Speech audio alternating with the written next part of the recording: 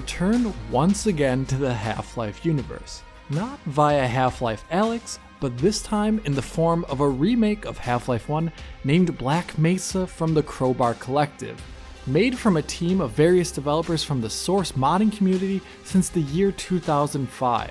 Originally released as a mod based on the Orange Box Source engine released in 2012, and then separately as a purchasable product with Valve's blessing in early access in 2016, and now in its final form, content complete on a post-CSGO Source engine in 2020.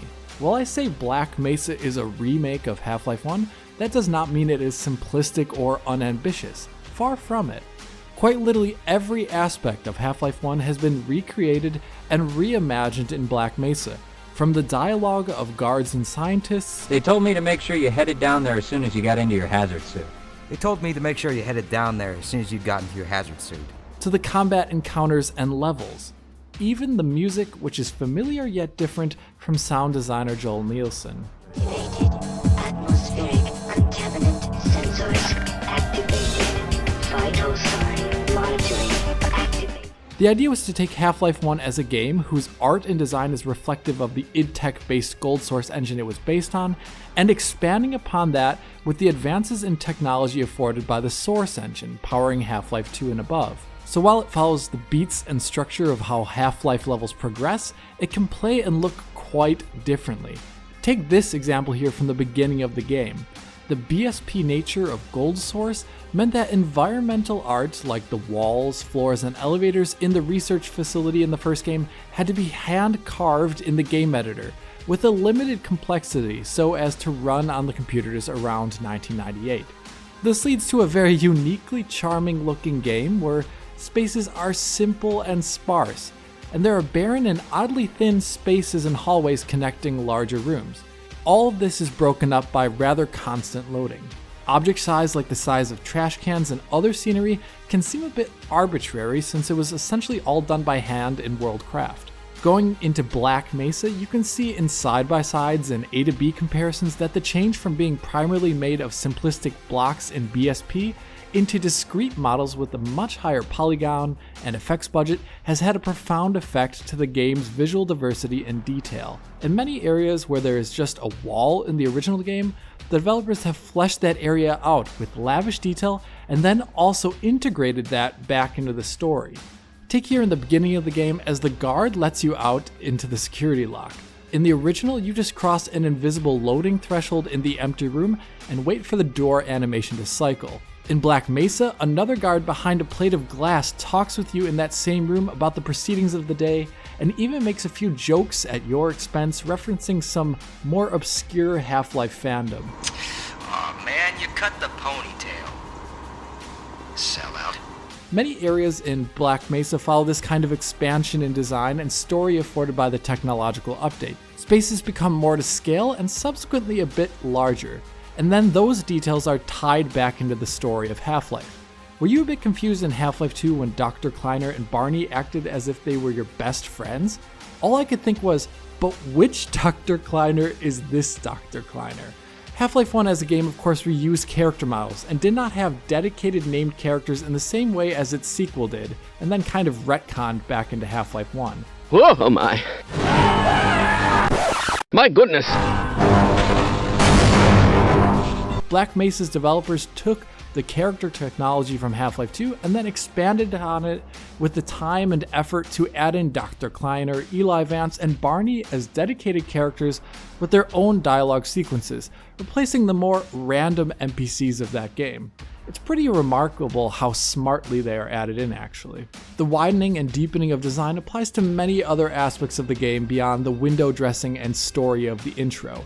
In general, due to more elaborate use of shaders and real-time lighting effects, Black Mesa tends to be a bit punchier in its mood. So Half-Life was suitably scary in 1998 after the Resonance Cascade, but Black Mesa is notably darker and relies more on that horror theme due to its use of dynamic lighting, either with the shadows from Gordon's flashlight or the real-time shadow maps that are possible with this version of the Source engine. Gameplay also sees a similar expansion and change. In Half-Life 1, you don't see much enemy engagement before getting the crowbar, which enables your interaction with the world. Source Engine, of course, has material effects and physics, so Black Mesa allows you to dispatch headcrab zombies by lighting them on fire with real-time lighting emergency flares scattered through the environment, before you get the crowbar, which is in a completely different location this time. I think one of the best examples of this expansion of gameplay through the technology offered by Source happens when you find the shotgun. In Half-Life 1, it happens rather unceremoniously with a guard behind a security perimeter. He does not really say much to you, and you just pick up the shotgun there. As you approach him, a zombie comes out from behind, and you shoot your first shotgun shot at a zombie through a fence, most likely. It's not ultra satisfying. Black Mesa has you enter a similar room configuration where the guard is calling to you for help behind a chain link fence, talking to you about how another guard has a head crab on his head. Looming out of the darkness comes his unfortunate colleague. You dispatch him, and he tells you about the extra supplies he has in the back room. There is the shotgun, which has an ultra-satisfying inspection animation, completing with you racking a shell. As you return to that room with the guard, 3 Vortigaunts teleport in, who are much more agile and worthwhile foes, who take quite a lot of pistol shot, but your new ultra-satisfying shotgun allows you to make quick work of them. So it's a similar beat, but with more emphasis on mood setting through an NPC interaction and a different payoff about how you use the shotgun for the first time. It's generally also much harder in terms of combat. In fact, Black Mesa's difficulty and lethality is more similar to Half-Life 1 than it is to Half-Life 2, especially the game's soldiers, who are incredibly lethal, going for flanks, rushing you, and trying to get you from behind cover with liberal grenade usage. It's quite tense. In general, Black Mesa is a fascinating experience for those who have already played Half-Life 1, and it's an excellent introduction into the Half-Life universe for those who have yet to play a Half-Life game. That is impressive considering the very disjointed and near 15-year-long development history of this game. But being a game made by humans, it is of course imperfect in some technical ways due to being a Source Engine game. Loading for one is not eliminated, but it is decidedly less frequent than in the original Half-Life. Another problem is kind of disjointed lighting. While the game is utilizing a more recent version of Source, including shadow maps from the sun and smaller light sources, there can be a disconnect due to the lack of indirect lighting. The game lacks any real-time ambient occlusion. In indoor scenes, this is slightly mitigated by baked lighting mixing with real-time shadow maps. So static objects like this chair in the intro have a real-time shadow map and the baked lighting, grounding it to the floor. Indoor scenes also get around it by faking drop shadows underneath a number of dynamic objects. Basically fake blob shadows that decrease their size based upon the distance from the floor and the casting object. It is neat to see such an ancient effect in a modern setting, but it is quite obviously fake looking. In outdoor scenes, there does not seem to be any hacky fallbacks like this, so anything not directly lit and shadowed generally looks like it is floating on the ground. Very much so like a Source game, essentially. So here I recommend injecting ambient occlusion as you see fit, either through Reshade in its many forms there, or via the NVIDIA driver. This greatly helps the visuals in all scenarios, indoor and outdoor. Other than that, I did notice 2 other things of concern. The first is the possibility to soft lock your progress in the game. Here in this area, I'm just supposed to go through the door and it closes behind me.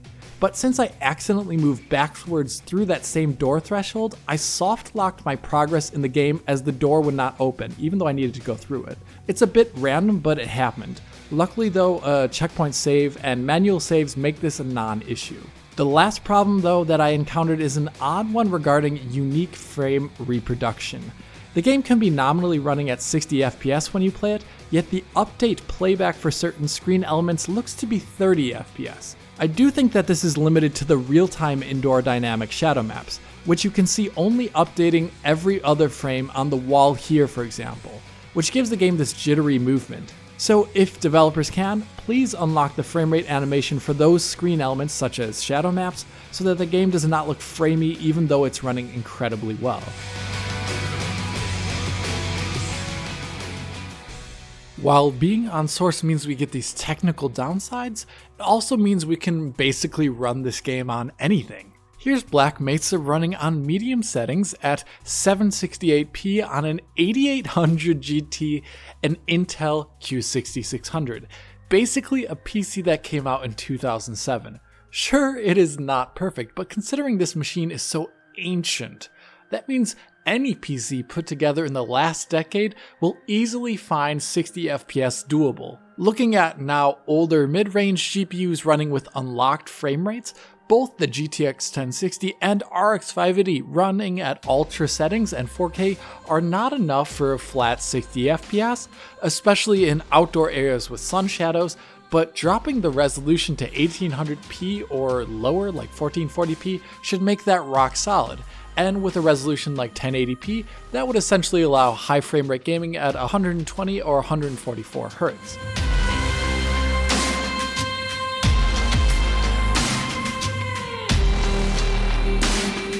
Even without the legacy of Half-Life 1 in the background, Black Mesa is an excellent game.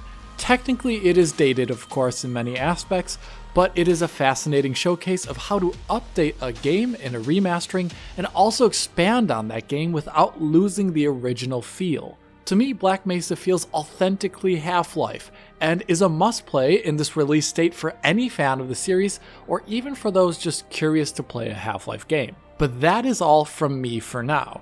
If you enjoyed this video, please hit that like button and subscribe to the channel.